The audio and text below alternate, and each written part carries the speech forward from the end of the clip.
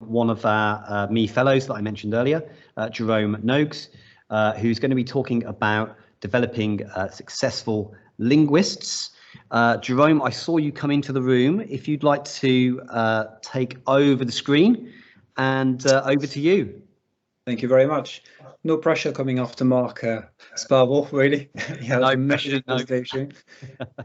There's a couple of points actually he used, and I'm going to be talking about a little bit. So hopefully you're going to see my PowerPoint coming up soon. There we go. Perfect. Okay. Developing successful linguists. Let's have a go. Right, just a quick one about me. So I'm, as you may hear, despite having spent more than 20 years in England and then learning English at university and so on and so forth, I still French, but I've been teaching French. I've been here for 20 years. Had an MFL in school in Shropshire. I am an MIEE Fellow this year. I'm very excited about this. So that's fabulous, and looking forward to doing plenty of good work for Microsoft. So it's very exciting. Master trainer last year, still working on it this year. Not so much time to be doing much training so far, but it will be there. Quite a few things for Flipgrid, Wakelet ambassador, and so on and so forth. And on the language side of things, I've translated a couple of books for the language gym, which is quite a big guns, good guys. And I created a global poetry competition, recitation competition in 7 languages. So if you're interested, you can scan this, or you can go on my website and have a good look. At the moment, we have over 220 schools all over the world. And this afternoon, I had the good news that I had one in South America, which means that all continents are covered, which is amazing. So I'm really, really pleased with that. Let's move on with the presentation. Oh, disclaimer. It's my opinion. It's my humble opinion. Okay. It's what I'm going to be talking about. Obviously, it's going to be working in my experience, my setup. Each school, they all gone there. They all their own idiosyncrasies, their culture. I work in a small school. I'm very lucky. I've got some small classes. I'm very lucky also because the children are well behaved. So it's obviously very helpful if you want to be doing good teaching, and if you don't have issues with that, it's always a massive bonus. And obviously I have lots of freedom designing my own curriculum, and I've got good support from SLT. So that's already, the conditions are already amazing. So very, very, very pleased, obviously, to have the right conditions to be teaching, but it's not the same for everybody. But anyway, I wanted to do a quick survey. So don't do that, but you can pop in the chat if you wanted to. What is very interesting is to know how many languages people speak in there, people listening. I know that it's going to be recorded and stuff, so I won't be able to do that. But the people who are here, if you want to pop in the chat how many languages you speak, or even if you know a few things, Spanish and Chinese and things like that, pop in the chat. I'd be very interested to know how many languages people know. That'd be very interesting. 5, wow, that's amazing. Okay, Kirsty 2. Tim's typing also. I'm sure there's going to be lots of people with lots of language. I think it's so important these days. Obviously, I'm a language teacher, but it's really, really important to have all these languages. If you're a speaker also, like I'm sure Mark speaks more than English and things like that. And I've got more things coming up in the chat. So if I go through a little bit from the presentation, I can have a quick look in the chat afterwards. What is a linguist? I'm going to be concentrating on the person who's actually studied foreign languages or can speak them very well. We're not going to be looking into the linguistics aspect of it. I speak Australian and a bit of Canadian and American. Nice one, Mark. I like that. Perfect. Success. Okay, so what is success? Again, there are several ways to look at the word success, isn't it? So not all pupils will be fine linguists, and they'll be going to uni and reading Chinese, German, French, Spanish, and all sorts of wonderful languages. Success, I think, is built little by little in the classroom, one step at a time. Success is, of course, helping our pupils to pass exams. Of course, exams. There's a bit of pressure with the exams there. But I think that what is important is how you measure your success. Getting your student A to contribute in class, for example, if he wasn't very talkative in lessons at the beginning, well, that's success already. They're doing well. They start feeling that confidence coming up. student B, if you know, he wanted to hand it, he was always handing in some work later on, and then now because she's been doing well and a bit better and handing preps on time or handing preps at all, that's a success already. And I noticed that while I've been taking trips to different places, and in France and Germany and things like that, in Spain, when she managed to have the children going into a shop, going into that shop, buying something, the thing they wanted, and go out with the good change, it's pretty amazing. So they probably got success. So I think it's a bit like a souffle, isn't it? You're preparing all these little things to end up with a lovely thing, but you have to cook it at the right amount of time. You're going to see that cooking and food is always part of not because I'm French, but it's always part of what I do, and it's always a comparison, analogies, and things like with food.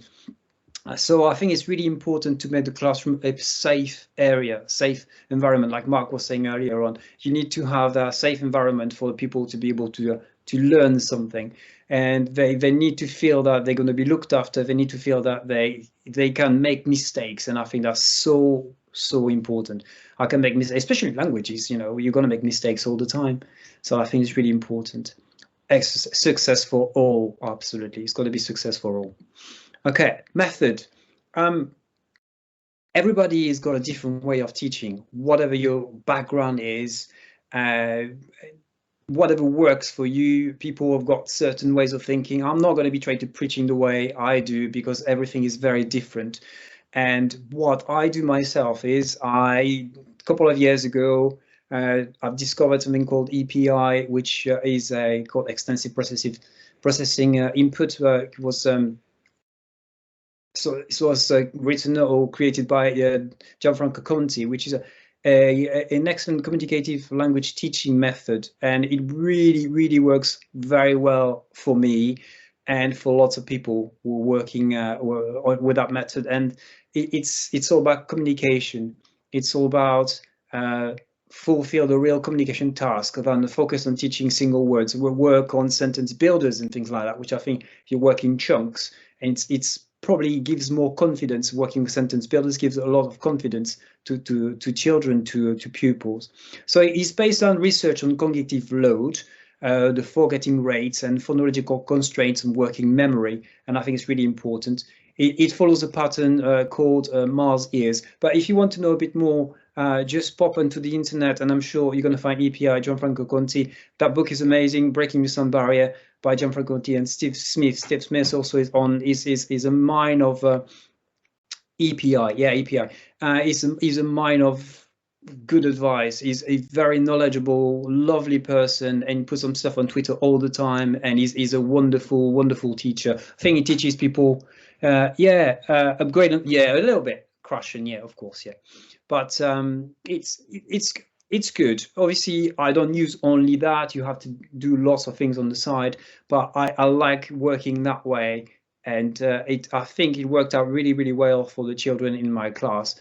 Again, it's up to people, but for me and for lots of people, it has been working quite well. So I think this has helped quite a lot my pupil to feel more confident in the classroom, and so on and so forth. So that's very important. That's one point. The method that you're using has got to be watertight. It's got to be open to everybody, and that's really important. What the second ingredient, if we keep on with the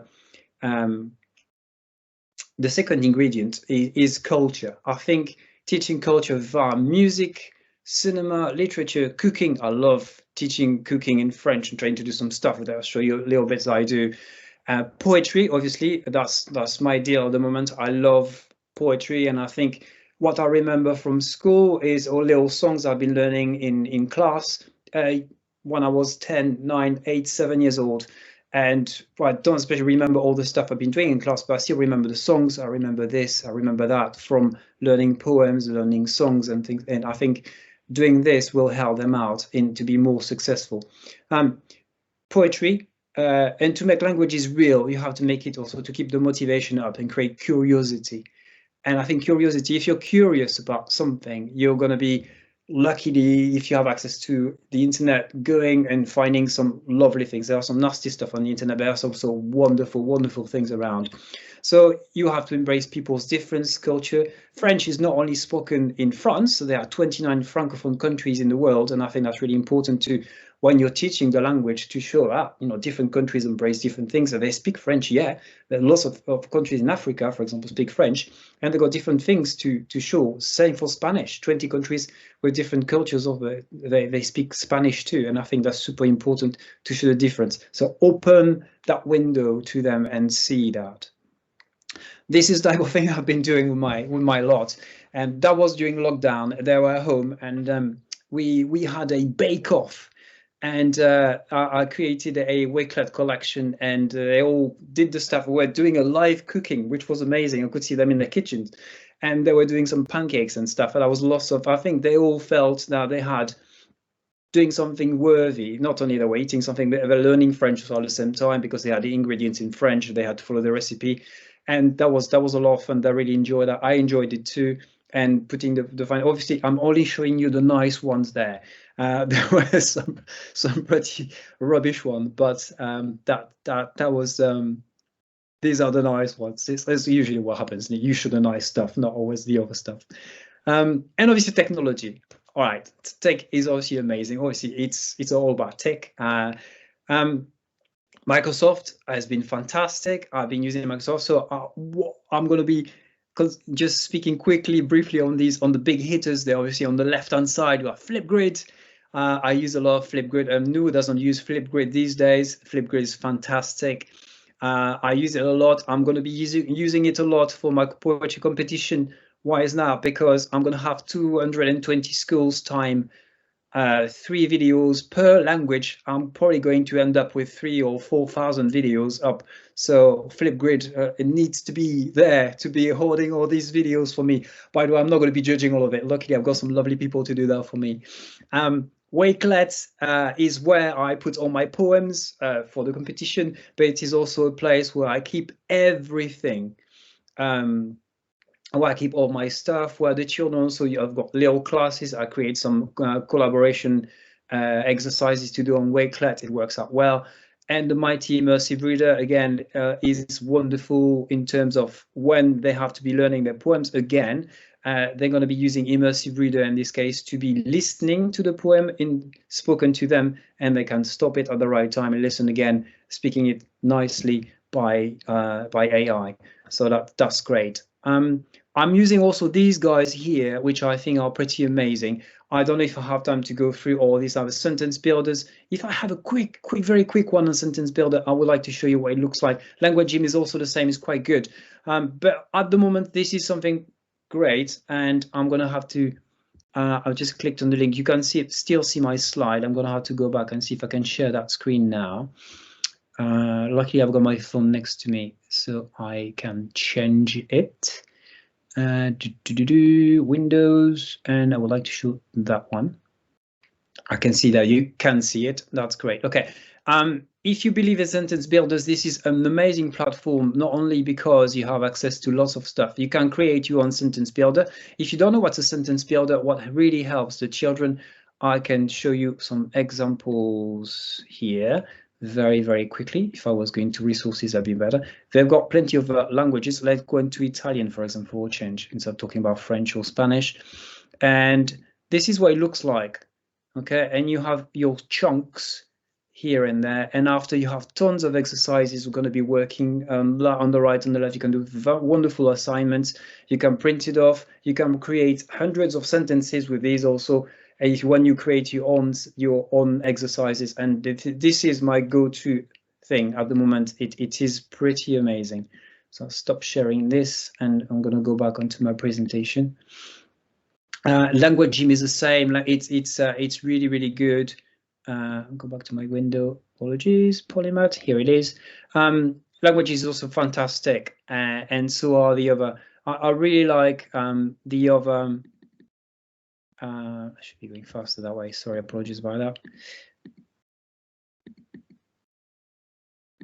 How about I was clicking on it, so going through one after the other. Okay, I've got everything at the bottom. But anyway, this usually what happens when your live is on. So Teach Video also is really, really good. You can create music videos with exercises running with it. If you don't know about Teach Fit, just have a look online. It is amazing. You can create some music videos very, very quickly with subtitles, and it does also on the right hand side. You have some translation exercises you can do. It's done in 15 minutes. You have something which is fabulous. So highly recommended. So when I was a bit younger, I didn't have access to all that tech.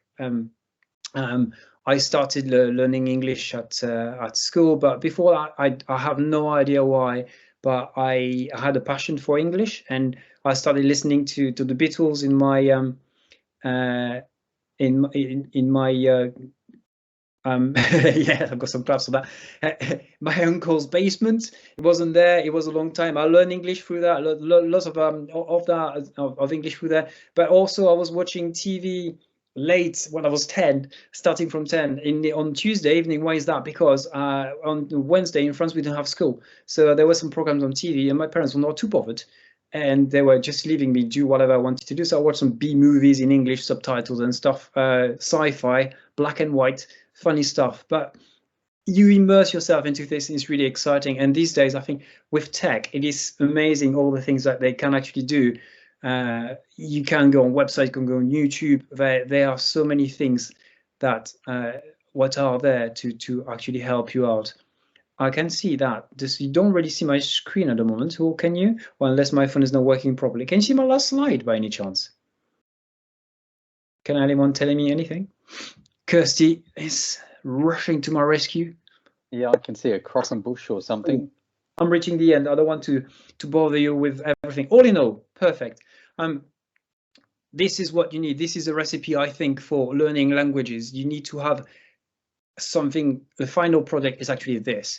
So you need to have a safe environment, and that's the plate. Okay, that's a solid base where you actually need to have your pupil. They need to be at ease.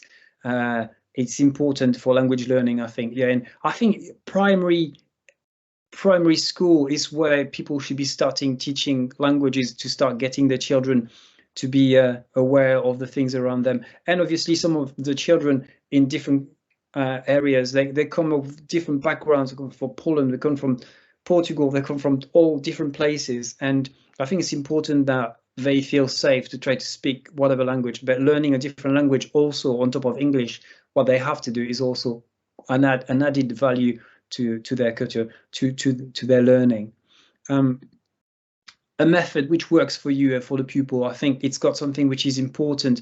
It's got to be working for you. It's got to be open for all of them at the same time, so it serves everybody, and even the weaker one can get something out of it. And for me, EPI or Crashen works well, and it includes everybody, and I think that's really, really important. Obviously, a bit of culture, as I mentioned before. Culture is very, very important in teaching a language to make it relevant. And obviously, tech. I think tech is a fabulous added value, but don't use tech for using tech. I think it's got to be serving you, not you serving tech. That's what is really important. If you want to do some speaking, you've got to be using a certain app because it's going to help the children do speaking, not using certain thing for the opposite. So only using the tech when it serves you, not when it serves the tech, and that is also important, even though it's a bit cliche. And finally, a little star, okay, on top of our cake, that makes, with, I think, with added value of all these things together, it makes room for helping our pupils, whatever age, to become, I think, linguists, and to be motivated by learning a language, even though they not going to be necessarily going to uni, but something exciting for them. Thank you for listening.